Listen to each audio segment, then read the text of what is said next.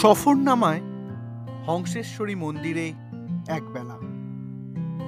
হুগলি জেলার বাঁশবেড়িয়া অঞ্চলের হংসেশ্বরী মন্দির এমনই এক জায়গা যেখানে ইতিহাস যেন ফিসফিস করে কথা বলে চলেছে আজও। বেশ কয়েকবার গেলেও প্রতিবারই নতুন লাগে। এর অধরা রূপমাধুরী প্রকৃতভাবে অনুধাবন করার জন্য আবার ছুটে যাওয়া। সাহিত্যিক নারায়ণ সান্যালের হংসেশ্বরী পড়েননি এমন মানুষজনের সংখ্যা বোধহয় বিরল। লেখক এই মন্দির সম্পর্কে ইতিহাস আর কল্পনার মেলবন্ধনে সৃষ্টি করেছিলেন কালজয়ী এই উপন্যাস। মন্দির নির্মাণের ক্ষেত্রে রাজা নৃসিংহদেবের নাম সর্বজনবিদিত। বাঁশবেড়িয়ার এই মন্দিরে এলেই স্মৃতির সরণি বেয়ে ফিরে যেতে হয় অতীতের ধুলোমাখা দিনগুলিতে, যখন রাজা নৃসিংহদেব তার স্বপ্নের দেউল গড়ে তুলতে প্রাণাতিপাত করছেন আর স্বপ্নে দেখা গর্ভধারিণী মৃতা মায়ের আদলে আসমানি নীল গাত্রবর্ণের পদ্মাসনা দেবীর কালিকা মূর্তি স্থাপনের চেষ্টায় সংসার ত্যাগ করে ছুটে বেড়াচ্ছেন এদিক ওদিক। তিনি আর তখন রাজা নন, সাধারণ এক সন্ন্যাসী, যার একমাত্র লক্ষ্য মন্দির নির্মাণ কাজ সম্পন্ন হওয়ার আগেই ভাগ্যদেবীর হাতে পরাস্ত হতে হয় মহারাজের মৃত্যু। এগিয়ে আসেন ছোট রানীমা শঙ্করী দেবী, যিনি সামান্য এক খুঁটে কুড়েনি থেকেই ছোট রানীমার পদমর্যাদায় উত্তীর্ণ হয়েছিলেন। মন্দিরটি তান্ত্রিক সাধনার ষটচক্রভেদের তত্ত্বকে অনুসরণ করে নির্মাণ করা হয়েছে। রাজা রামেশ্বর রায়ের প্রপৌত্র নৃসিংহদেব মানবদের কুলকুণ্ডলিনী তত্ত্বকেই মন্দিরের স্থাপত্যের মাধ্যমে ফুটিয়ে তুলতে চেয়েছিলেন। শোনা যায় মন্দির তৈরির জন্য পাথর আনা হয়েছিল উত্তরপ্রদেশের চুনার থেকে এবং মন্দিরের মিস্ত্রি কারিগরদের আনা হয়েছিল রাজস্থানের জয়পুর থেকে। তাই মন্দিরে রাজস্থানের স্থাপত্য শৈলীর বেশ কিছু নিদর্শনও লক্ষ্য করা যায়। সামনে ফোয়ারা একসময় গঙ্গা নদীর জোয়ার ভাটার জলেই পূর্ণ থাকত, যদিও এখন সেই সব পদ্ধতি কালের স্রোতে বিলীন হয়ে গেছে।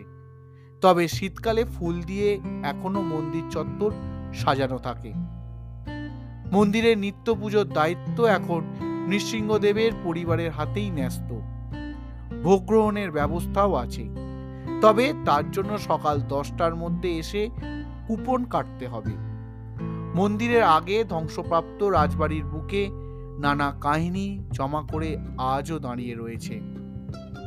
এখানে নীল গাত্রবর্ণের হংসেশ্বরী দেবী সারা বছর দক্ষিণা কালী রূপে পূজিতা হন। মন্দিরের গর্ভগৃহে পঞ্চমুণ্ডির আসনের উপরে প্রথমে রয়েছে সহস্রদল নীলপদ্ম। অষ্টদল পদ্মের উপরে ত্রিকোণ বেদির উপরে শায়িত রয়েছেন মহাকাল। মহাকালের হৃদয় থেকে উত্থিত দ্বাদশ দল পদ্মের উপরে এক পা মুড়ে অবস্থান করছেন দেবী হংসেশ্বরী। বেদী এবং মহাকাল মূর্তিটি পাথরের তৈরি হলেও দেবী মূর্তিটি সম্পূর্ণ নিম কাঠের তৈরি।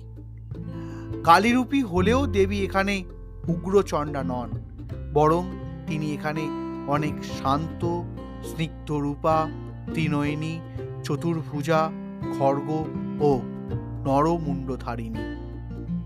মন্দির প্রাঙ্গণে নৃসিংহদেবের প্রপিতামহ রাজা রামেশ্বর রায়ের তৈরি কয়েকশো বছরের পুরনো অনন্ত বসুদেবের মন্দিরও অবস্থিত।